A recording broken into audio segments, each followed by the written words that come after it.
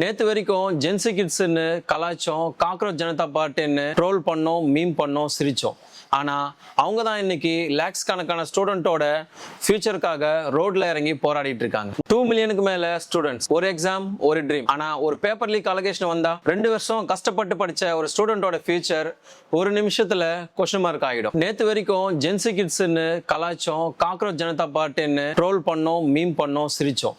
ஆனா அவங்க தான் இன்னைக்கு லேக்ஸ் கணக்கான ஸ்டூடெண்டோட ஃபியூச்சருக்காக ரோட்ல இறங்கி போராடிட்டு இருக்காங்க. நீட் 2026 எக்ஸாம் முடிஞ்சதுக்கு அப்புறம் பேப்பர் லீக் அலிகேஷன் வந்தது. அதை தொடர்ந்து பேரண்ட்ஸ், ஸ்டூடெண்ட்ஸ், யூத் குரூப் எல்லாரும் டிரான்ஸ்பரன்சியான இன்வெஸ்டிகேஷன் வேணும்னு டிமாண்ட் பண்ணாங்க. டெல்லியில ஆயிரக்கணக்கான ஸ்டூடெண்ட் ப்ரொடெஸ்ட் பண்ணாங்க. ஃபேர் இன்வெஸ்டிகேஷன் வேணும், ரெஸ்பான்சிபிள் பர்சன் மேல ஆக்ஷன் எடுக்கணும், எக்ஸாம் சிஸ்டம் மேல ட்ரஸ்ட் ரீஸ்டோர் பண்ண சொல்லி கேட்டாங்க. ஸ்டூடெண்ட் பீஸ்ஃபுல்லா மார்ச் பண்ண ட்ரை பண்ணாங்க. போலீஸ் பேரிகார்டு வச்சாங்க. அதுக்கப்புறம் கிளாஷ் நடந்துச்சு. ரிப்போர்ட் படி டேர் கேஸ் யூஸ் பண்ணாங்க. லத்தி சார்ஜ் நடந்துச்சு.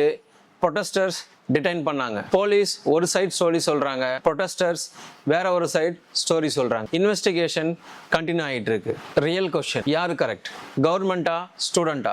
அது இல்லை. ஒரு ஸ்டூடெண்டோட ஃபியூச்சரை டிசைட் பண்ற எக்ஸாம் மேல நம்ம ட்ரஸ்ட் வச்சிருக்க முடியுமா? ஒரு தடவை ட்ரஸ்ட் உடைஞ்சா அதை திரும்ப பில்ட் பண்றது ரொம்ப கஷ்டம். என்னோட ஒப்பீனியன், எஜுகேஷன் பாலிடிக்ஸ் ஆகக்கூடாது. ஸ்டூடெண்ட் ஃபியூச்சர் தான் முக்கியம். பேப்பர் லீக் ப்ரூவ் ஆச்சுன்னா ஸ்ட்ரிக்ட் ஆக்ஷன் கண்டிப்பா எடுக்கணும்.